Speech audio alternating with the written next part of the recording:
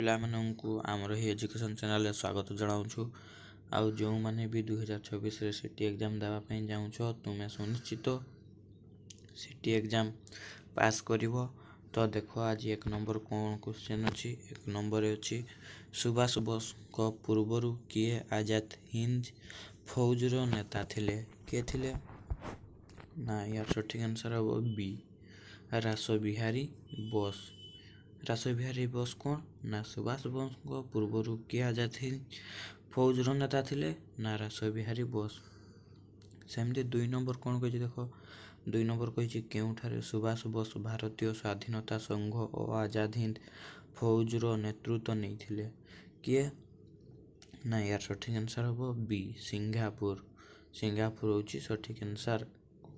ତ ପିଲାମାନେ ଦେଖ ଆମ ଚ୍ୟାନେଲକୁ ଯଦି ସବସ୍କ୍ରାଇବ୍ କରିନ, ସବସ୍କ୍ରାଇବ୍ କରିକି ବେଲ୍ ନୋଟିଫିକେସନ୍ ଅନ୍ କରିଦିଅ। କାହିଁକିନା ଏମିତି ରେଗୁଲାର ଭିଡ଼ିଓ ଆସୁଥାଏ ସିଟି DLD ଉପରେ।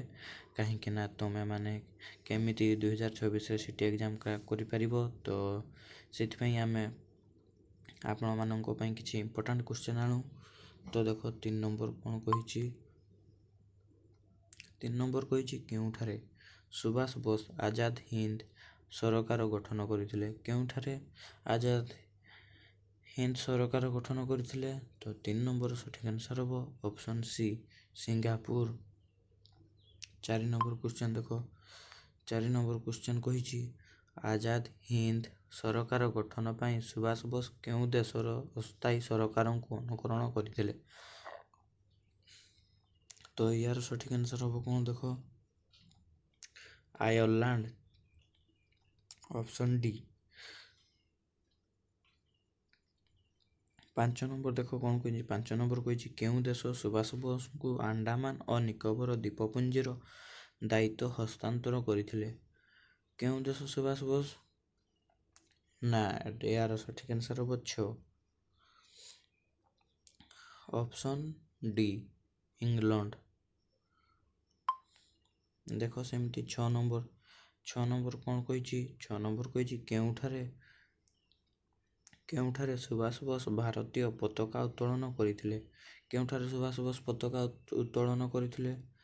ତ ୟାର ସଠିକ୍ ଆନ୍ସର୍ ହେବ ଅପସନ୍ ଡି, କୋହିମା।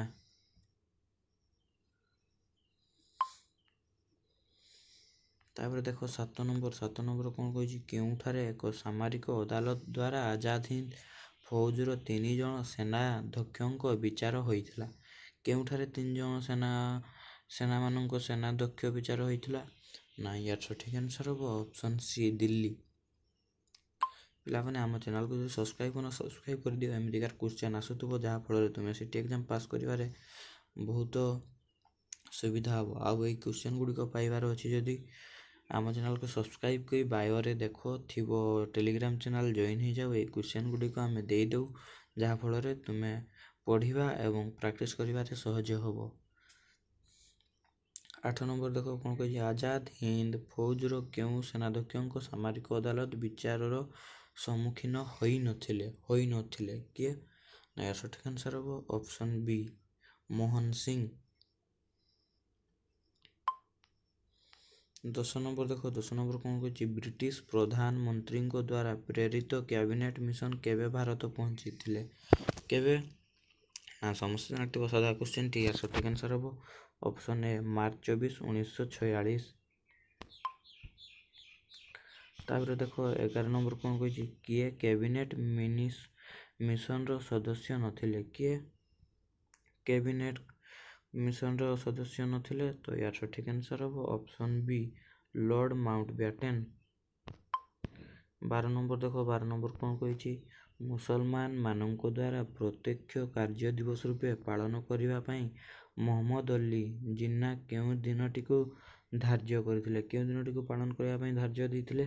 ନା ୟାର ସଠିକ୍ ଆନ୍ସର୍ ହେବ ଅପସନ୍ ସି, ଅଗଷ୍ଟ 16, 1946। 13 ନମ୍ବର ସେମିତି ଦେଖ ପିଲାମାନେ କ'ଣ କହିଛି କେବେ ଭାରତରେ ମଧ୍ୟବର୍ତ୍ତୀକାଳୀନ ସରକାର ଗଠିତ ହୋଇଥିଲା? କେବେ ହେଇଥିଲା? ନା ସେପ୍ଟେମ୍ବର 2, 1946। 14 ନମ୍ବର ଦେଖ କ'ଣ କହିଛି। 14 ନମ୍ବର ସଠିକ୍ କ୍ୱେଶ୍ଚନ୍ କହୁଛି ଦେଖ 14 ନମ୍ବର। 14 ନମ୍ବର କ'ଣ କହିଛି ନା କିଏ ମଧ୍ୟବର୍ତ୍ତୀକାଳୀନର ସରକାର ପ୍ରଧାନମନ୍ତ୍ରୀ ଥିଲେ? କିଏ? ନା ୟାର ସଠିକ୍ ଆନ୍ସର୍ ହେବ ଅପସନ୍ ବି।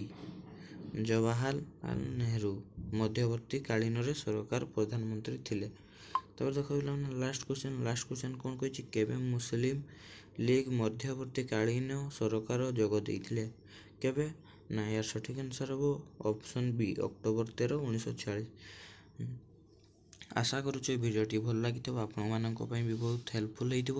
ତ ଆମ ଚ୍ୟାନେଲକୁ ଯଦି ସବସ୍କ୍ରାଇବ୍ କରିକି ବେଲ୍ସନ୍ ଅନ୍ କରିଦିଅ, କାହିଁକିନା ଆଗକୁ ମଧ୍ୟ ଏମିତି କ୍ୱେଶ୍ଚନ୍ ଆସିବ। କାଲି ବି ଏମିତି କିଛି କ୍ୱେଶ୍ଚନ୍ ଆସିବ ଯେଉଁଟାକି ଭେରି ଇମ୍ପୋର୍ଟାଣ୍ଟ କ୍ୱେଶ୍ଚନ୍, ଆଉ ସିଟି ଏକ୍ଜାମ୍ ବା DLD ଏକ୍ଜାମ୍ ବି କହିପାର, ସେଥିରେ ପଡ଼ିପାରେ।